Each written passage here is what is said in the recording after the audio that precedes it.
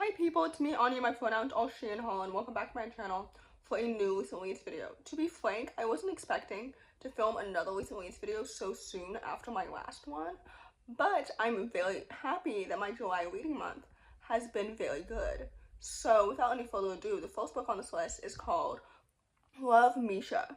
This book is a YA contemporary or urban fantasy graphic novel following a non-binary main character who is reconnecting with their estranged mother after their road trip takes a turn into the underworld. I think this book is really good and really awesome. First of all, I love a queer graphic novel, especially touching on estranged parent-child relationships, especially when the parent isn't always super accepting right away. And I think this book portrays queerness so well, especially given the representation and I think the world building is so magical and I loved the illustrations so much. The plot is excellent, the characters are excellent. This book is really good and really awesome. So anyway, with that said, I rated this book 4 out of 5 stars and I would definitely highly recommend it. The next book on this list is called House of Elephants. For those who don't know, this book is a middle grade fantasy, and it's the third book out of 5 of the 5-book Witchlings series. Like I promised, I finished all of the existing books that have been published in this series, and I think the sequel was so good and so awesome. I loved how the author expanded upon the world building and the characters and heightened the emotions and everything because I love the trio so much. I love the characters, I love the world building, I love the plot. This book is really solid. And I've read a multitude of middle grade fantasies in the past, and this one being right in the middle of the entire series, of the entire arc, made everything so good and so awesome. I loved the pacing and the writing and everything. This book is excellent and this series is so good. I'm so excited for book 5, which I believe comes out in October of this year. But anyway, this book is excellent and it's such an awesome, solid sequel. So with that said, I rated this book 4 stars and I would definitely highly recommend it. And then naturally I read Spectre of Memories, which is the 4th book in the Witchlings series. And I thought this book was so good and such an awesome sequel. The world building continues to be so brilliant and so excellent. The characters continue to be so well established and so awesome. And I love them so much. Thorn and Valley and Seven are such awesome characters. And I'm so excited to see what will happen next in the 5th book. This book is excellent and it's so good. I love all of the characters. They bring the story to life so much. The world building is excellent and I love how much it parallels with real world things. That's my favorite aspect of fantasy in general, and this book does such an awesome job with it. I think that everything in this book is so excellent and it's so well done. And with that said, I rated this book 4 out of 5 stars. Although I will say technically I preferred book 3 over book 4. But anyway, all that to say, I'm so excited to read book 5 in a few months. So anyway, with that said, I would definitely highly recommend it.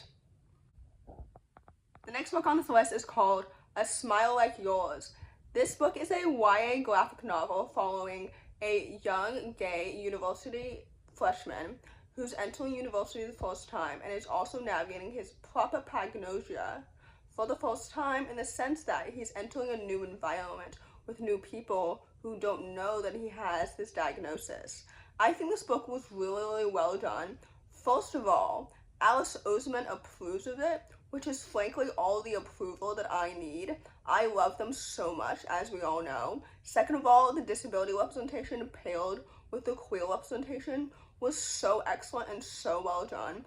Third of all, I loved the gay romance so much, and the representation in his love interest, because his love interest is biromantic and asexual, was done so well. I think this book is so excellent and so well done.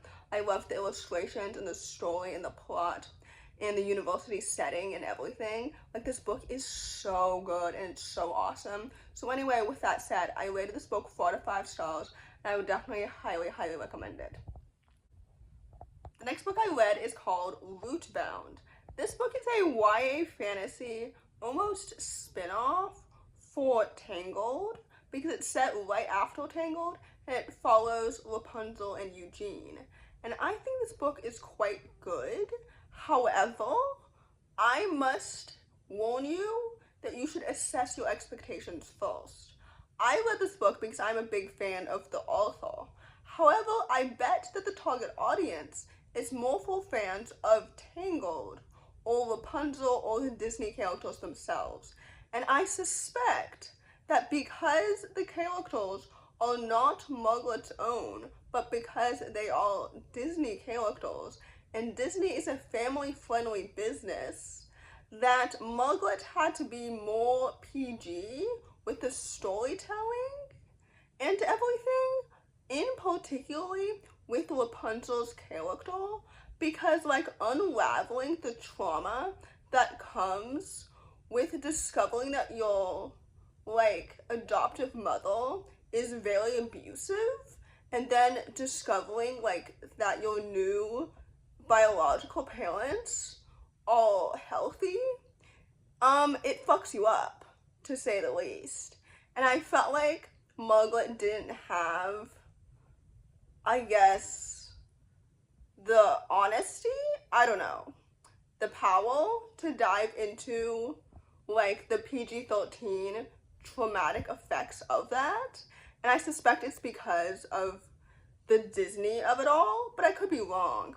Anyway, with that, I still loved the world building and the plot and the characters and the romance and everything. But overall, personally, I rated this book 3 stars, so take that as you will. I hope that everything I said in this review came across as graceful as I was hoping for. Again, everything I said may not actually be accurate. It's just that basically I've read better by Margaret, and I was so excited to read this book because of the Little Thieves trilogy that I love so much. But unfortunately for me, this book disappointed me, so take that as you will.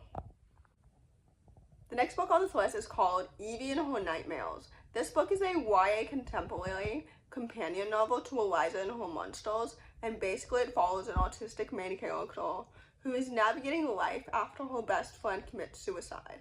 I think this book is so excellent and it's so well done. First of all, the portrayal of grief and autism and depression were all done so well. I had super high expectations for this book because I read Eliza and Her Monsters when I was in high school, and it was so good. I think it's so excellent. Speaking of, I loved Eliza and Wallace's cameos towards the end of this book. I think this book is so good and it's so fantastic. The plot and the writing and the pacing and the characters and the romance, every single element was portrayed and developed so well. Francesca is such a talented author, and I love them so much. Like, I think this book is so good. Eliza and Her Monsters is so special to me that nothing can top it, frankly. But anyway, with that said, I rated this book 4 out of 5 stars, and I would definitely highly recommend it. So in conclusion, I've read more books in July than I was anticipating, which is awesome for me. In conclusion, if you enjoyed this video, please don't hesitate to give it a big thumbs up. Comment down below the sunflower emoji if you made it all the way to the end of the video. Thanks for watching. Subscribe to my channel if you're new, and I'll see you in my next video. Bye!